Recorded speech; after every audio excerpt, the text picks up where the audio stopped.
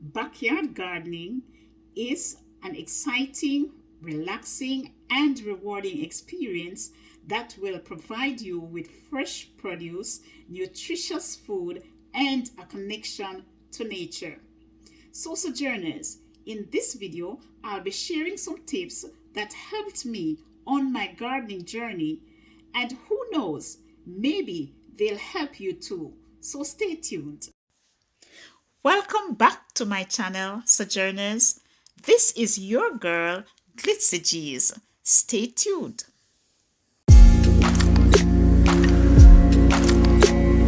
Sojourners, welcome again to my little world of backyard gardening and motivational blogging. So here are some tips that have helped me with my gardening journey. When I was living in Jamaica, I planted in my garden anytime during the year. Since I moved to Atlanta and started my backyard gardening, I realized that things were different. It took me some time to adjust to the difference in temperature, and I tried to learn about the plant hardiness zones to know what type of vegetables grow best in my area and when to plant them. This has helped me in planning my gardening season as well as selecting the right varieties for each season. Although I'm in zone 8, where it doesn't snow often, I still need to protect my plants from frost, especially from late December to February. So understanding my growing zone was so important to me. The next thing I thought about was choosing the right location for my garden. Most vegetables need 6 to 8 hours of direct sunlight daily. And the more sunlight they get, the more they produce. Lack of sunlight can hinder growth and yield. So, how did I determine if my plants would need full sun? Well, first I watched how the sun moved across my backyard, and I also observed if the shrubs or large trees would block the sunlight. I ensured that I had good drainage and protection from strong winds. Then I checked the quality of the soil. Doing a soil test may seem unnecessary, but the pH level, meaning the acidity and the amount of nutrients in the soil, will determine the quality of the plants. So I thought I would get one for myself, and I bought my own 3-in-1 soil tester on Amazon, and this is what it looks like. Let me see if I can pull it out the box and show you. Okay, so this is it, and I just insert it in the soil, press it down, and it tells me the pH level of the soil, the amount of moisture in the soil, and the amount of sunlight that the plants gets. Okay, and I'll leave the link in the description below so you can observe it closely and see if you need it.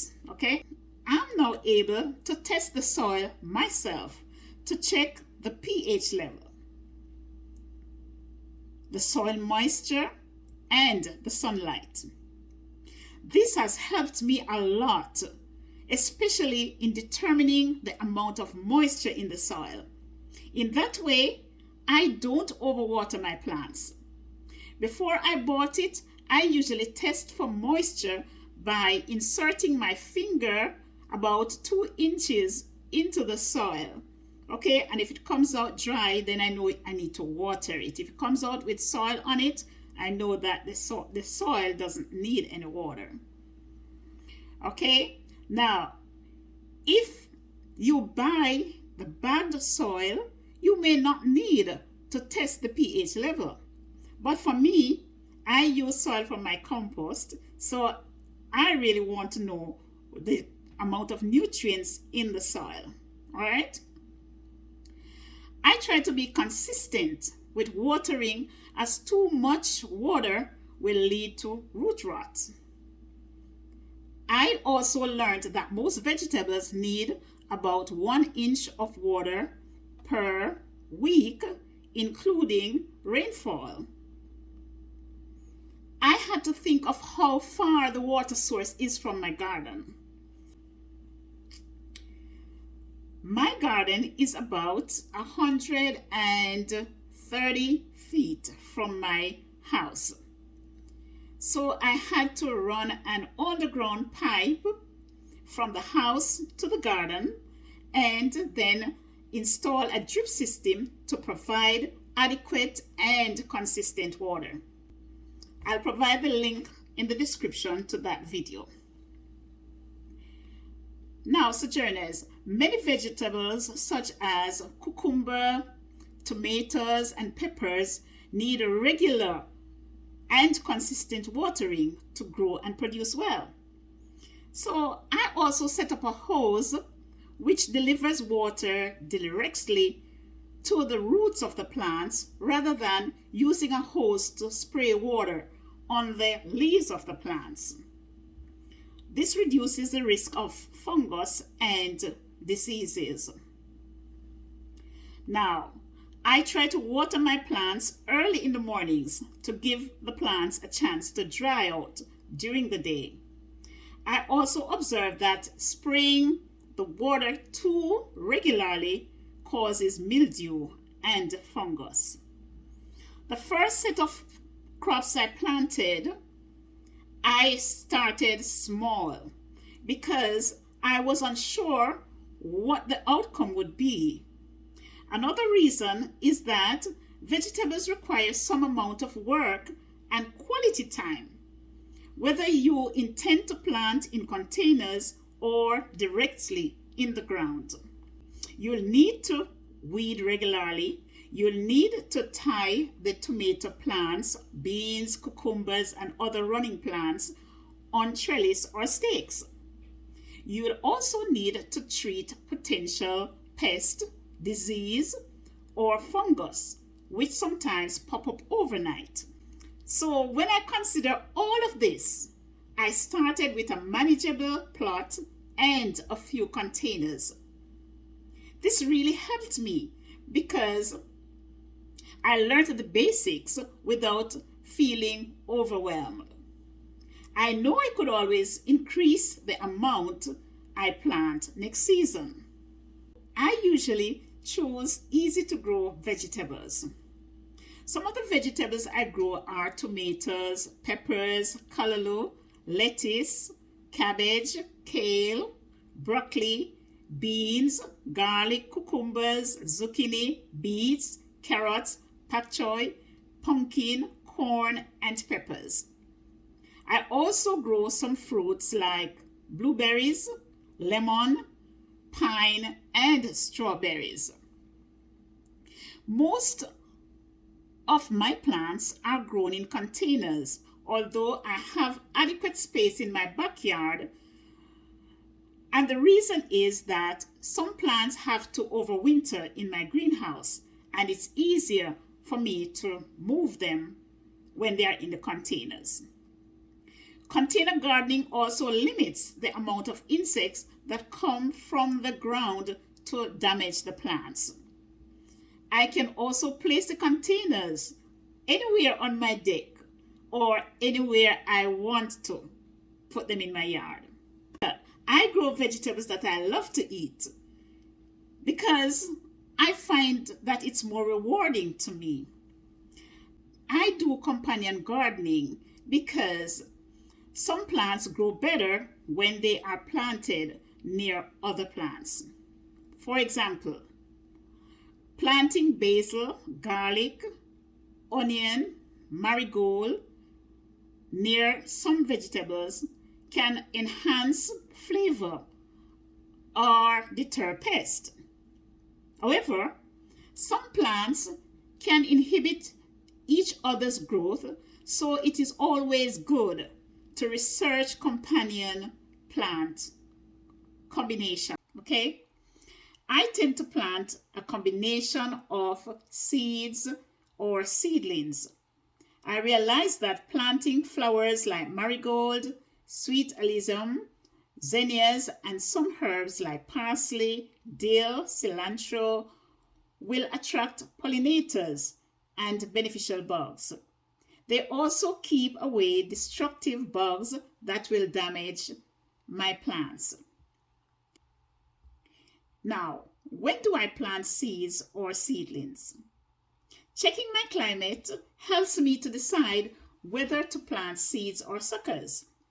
My growing season is shorter because I live in a colder climate, so I usually plant my seeds indoors about 4 weeks before my last frost. This is somewhere between the first and second week in February. So right now, as I am doing this video, I am busy amending my soil to sow my seeds because I don't buy suckers. I sow my plants from seeds. I grow my plants from seeds. That way, they will be ready for planting in spring. Some plants like carrots and beets don't like their roots disturbed, so it's best to sow those seeds directly in the soil. I observe my plants regularly to check for pests and diseases. Sojourners, it is so important to observe your plants regularly because pests and diseases seem to appear overnight, don't they? Common pests include aphid, slugs, and caterpillars, especially if you see those little white or yellow butterflies flying around. One day your plants may look fine, and the next day they may be covered with worms or bugs. I always look out for unusual signs of wilting, spots, yellowing leaves, holes in the leaves, or weird looking bugs. When this happens, sometimes I panic, yes, but sometimes I don't because I have to get to work to try to identify the source of the problem and think of how I'm going to treat it without harming pollinators or beneficial bugs. I usually use homemade natural pest control methods when possible, like hand picking the pest, like the caterpillars and the worms, or applying organic treatments. I don't use chemical fertilizer. Although I know my plants need nutrients to grow well, especially nitrogen, phosphorus, and potassium, I choose the organic option like compost tea, compost soil, and I also avoid over-fertilizing as this can damage my plants. I always mulch to retain moisture in the soil, suppress the weeds, and regulate the temperature of the soil, both during the hot months of summer and the cold months of winter. For mulching, I use pine straw or shredded leaves because I have several pine trees and oak trees at the back of my property. So I make use of those leaves. I usually store them during the fall. When it comes to harvesting, I try to do it regularly as this encourages the plants to produce more. For example, picking leafy greens like kale often will help them grow more new leaves. I also try to figure out the right time to harvest each vegetable for the best flavor and texture.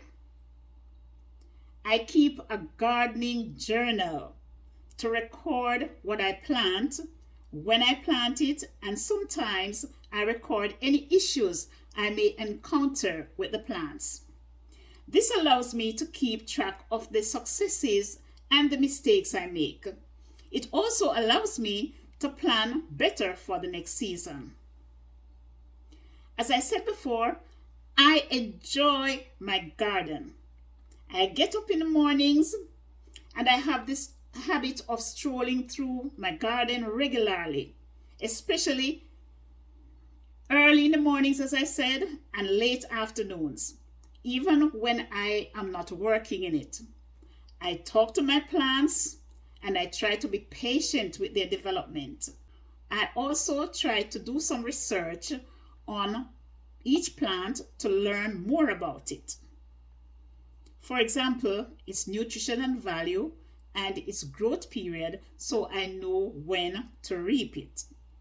As I stroll through my garden, Sojourners, I observe my plants closely, and this is how I am able to detect problems they may have.